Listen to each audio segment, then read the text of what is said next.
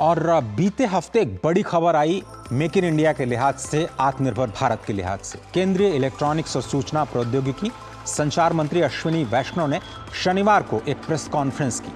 इस press conference में कहा गया कि आईटी हार्डवेयर के क्षेत्र में पीएलआई स्कीम 2.0 के तहत 27 कंपनियों ने आवेदन किया है और इस पूरे प्रोजेक्ट से करीब 2 लाख लोगों को रोजगार मिलेगा। साथ ही उन्होंने कहा कि इससे मेक इन इंडिया योजना को बढ़ावा मिलेगा और आईटी हार्डवेयर में लैपटॉप्स, टैबलेट्स और सर्वर्स का निर्माण भारत में ही किया जाएगा। I am very happy that the industry is moving at the pace at which our Prime Minister Modi ji wants the country to move. These 27 applications will lead to about investment of 3,000 crore rupees, additional production of about 3,50,000 crore, and direct employment of about 50,000, indirect employment of about 1,50,000.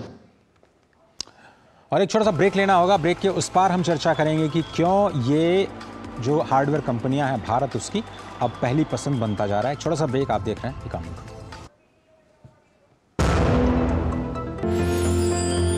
साल, बरस और सदी नहीं, एक युग गुजर जाएगा। उम्र न पूछो वंडर की, जब फर्क नजर आएगा। वंडर सीमेंट, फर्क नजर आएगा। स्वागत है आप सभी का। हमारे साथ इस वक्त जुड़ रहे हैं वरुण मनवानी, जो कि एमडी हैं सहस्त्र इलेक्ट्रॉनिक्स लिमिटेड के। बहुत बहुत धन्यवाद वरुण, स्वागत है आपका इकोनॉमी टुडे में। किस तरह से आप देखते हैं पीएलआई 2.0 को और कंपनियों का रुझान आईटी हार्डवेयर को लेकर के इतना क्यों नजर आ रहा है? बहुत बहुत धन्यवाद मुझे आज के कार्यक्रम पे शामिल करने के लिए। पहली बात तो मैं भारत सरकार, ministry of electronics and IT, Shri Ashwini Vaishnaw ji, Shri Rajeev Chandrasekhar ji का बहुत बहुत धन्यवाद करना चाहूँगा, बिकॉज उन्होंने इस पीएलआई 1.0 से पीएलआई 2.0 का जो हम सब लोगों ने जर्नी तय किया है, इसमें सारे इंडस्ट्रियलिस्ट से डिस्कशन करके, स्टेक होल्डर से डिस्कशन करके उनकी जो भी रिक्वायरमेंट्स हैं उनको पूरा किया है। एंड ऐसा कोई चीज नहीं है जहां इंडस्ट्री कह सके कि कोई कमी रह गई है। दूसरी बात, जो इस समय इंडस्ट्री है वो भी बहुत ज़्यादा रिस्पॉन्सिव है। अगर हम देखें कि इस पीएलआई 2.0 में जितने भी लोग शामिल हैं वो बड़े ब्रांड्स हैं, छोटे ब्रांड्स हैं, मैन्युफैक्चरिंग कंपनीज हैं, सो सबको शामिल किया गया है। और ये बहुत ही ज़्यादा खुशी की बात है कि भी सबको मौका मिल रहा है, चाहे वो छोटे कंपनी है या बड़ी कंपनी है।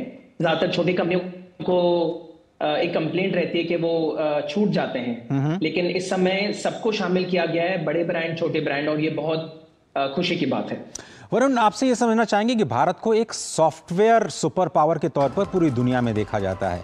ऐसा क्या बदला है इकोसिस्टम में कि अब हम हार्डवेयर की तरफ फोकस कर रहे हैं और अब हम मेक इन इंडिया या फिर आत्मनिर्भर भारत के तहत हार्डवेयर मैन्युफैक्चरिंग पर बढ़ावा दे रहे हैं, और कितना कॉन्फिडेंट हैं हम कि हम उसमें इस तरह का सेल्फ रिलायंस प्राप्त कर सकते हैं?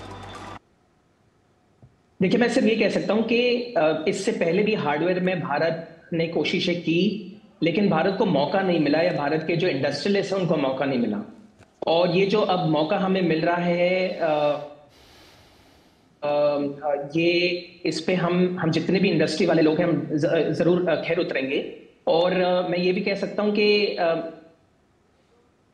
एक समय आ गया है, आप देख रहे हैं, जैसे अभी कुछ देर पहले आपने टाटा इलेक्ट्रॉनिक्स की बात की, एक समय आ गया है जहां इंडियन आईटी हार्डवेयर कंपनीज या इंडियन मैन्युफैक्चरिंग कंपनीज ने एक स्केल रीच कर लिया है, जिससे वो चाहे चीन हो या कोई भी और देश हो, हम cost, quality, delivery, service level सब कुछ मीट कर सकते हैं। तो आज ऐसी कोई कमी नहीं रह गई है, और इसका सबसे बड़ा श्रेय जाता है इंडियन इंजीनियरिंग टैलेंट को, इंडियन यूथ को, जो इसको बहुत ज्यादा बढ़ावा दे रहे हैं। एंड जो दूसरा पॉइंट है कि जो इंडिया में कंजम्पशन इतना ज्यादा बढ़ता जा रहा है थ्रू द मिडिल क्लास, उसके वजह से इंडियन इकोनॉमी और इंडियन मार्केट इतना ग्रो कर रहा है कि कोई इसे अवॉइड नहीं कर सकता है। इसीलिए जो मैन्युफैक्चरिंग इंडिया में आ रहा है वो नॉट ओनली फॉर इंडिया आ रहा है but for export to the world भी आ रहा है। आपने सही कहा कि इंडियन टैलेंट को और साथ ही साथ जो इंडियन मार्केट है, इतना बड़ा जो कंज्यूमर बेस है, इसको इग्नोर करना किसी भी बड़ी इकॉनमी के लिए, किसी भी बड़ी कंपनी के लिए बहुत ही मुश्किल होगा।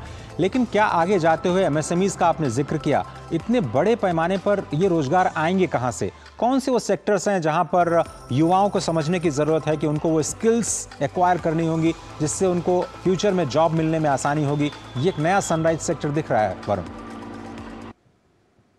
देखिए, ये पूरा आईटी हार्डवेयर सेक्टर ही बहुत ज्यादा ग्रोथ ओरिएंटेड सेक्टर है। इसमें कोई डाउट नहीं है। जैसे हम देख रहे हैं कि मार्केट तो बहुत ही ज्यादा बड़ा है और कंजम्पशन बहुत ज्यादा बढ़ता जा रहा है, लेकिन इसके साथ साथ जब मैन्युफैक्चरिंग आएगा तो ऑब्वियसली इसमें नौकरियां बहुत ज्यादा आएंगी। 2 लाख जॉब्स की बात की गई है, लेकिन मेरा अनुमान है कि अगले 5-7 साल के अंदर ये कम से कम दुगुना या तिगुना हो सकता है। और होता क्या है कि इसके साथ जो इसकी एंसिलरी इंडस्ट्रीज हैं वो भी साथ साथ ग्रो करती हैं। सो फॉर एग्जांपल अगर हम लैपटॉप्स, टैबलेट्स, सर्वर्स की बात करें, इसके अंदर बहुत सारे और प्रोडक्ट्स भी इस्तेमाल होते हैं जो इसके एक्सेसरीज हैं, जैसे कि सॉलिड स्टेट ड्राइव्स हैं, डीडीआर मॉड्यूल्स होते हैं। सो इन सब की भी मैन्युफैक्चरिंग धीरे धीरे इंडिया में ज्यादा बढ़ेगी और इससे नौकरियां मिलेंगी। सर्वर्स की बात भी की जा रही है। हम देख रहे हैं कि पूरे सेमीकंडक्टर जी अरुण मैं ये समझ रहा था कि जो एडिशनली देख रहे हैं कि बहुत सारी जी मैं सवाल कर लूं। सवाल मेरा ये था कि डेटा लोकलाइजेशन को देखते हुए सर्वर्स जो बनाए जा रहे हैं वो अब हम देश में ही बनाने की कोशिश कर रहे हैं, ये क्या कहता है और क्या इससे ज़्यादा और सुरक्षित रह पाएगा हमारा डेटा या हमारा जो भी हम कंटेंट बना रहे हैं, चाहे हार्डवेयर साइड में या सॉफ्टवेयर साइड में? देखिए, डेटा सिक्योरिटी के लिए मेरे ख्याल से भारत सरकार ने बहुत सारे कदम उठाए हैं और उसमें से एक ये कदम है कि भी सर्वर्स भी इस देश में बनेंगे और सर्वर्स की जो हार्डवेयर की मैन्युफैक्चरिंग होगी वो इसी देश में होगी। इसके साथ साथ जो मैन्युफैक्चरिंग सर्वर्स की इस देश में होगी उसके अंदर जो कंपोनेंट्स लगेंगे वो भी इसी देश में मैन्युफैक्चर होंगे। एंड वही जो मैं कहना चाह रहा था कि ये सब कराया जा रहा है कि ओवरऑल सेमीकंडक्टर की मैन्युफैक्चरिंग भी इस देश में कहीं ना कहीं आगे आएगी। और हमारी एक और कंपनी है सहस्रा सेमीकंडक्टर जो मैन्युफैक्चरिंग कर भी रही है सेमीकंडक्टर का। हमने काम चालू किया 2-3 साल पहले। तो इसी के द्वारा धीरे धीरे ये पूरा इकोसिस्टम बनता जाएगा और वो दिन आएगा जरूर अगले 5 से 7 साल में जहां सेमीकंडक्टर भी जो सर्वर में लगेंगे वो भी इसी देश में पैकेज होंगे और उसके बाद उनकी फैब्रिकेशन भी इसी देश में होगी। ये पूरा इकोसिस्टम बनने में थोड़ा समय लगता है लेकिन धीरे धीरे ये जरूर हो जाए।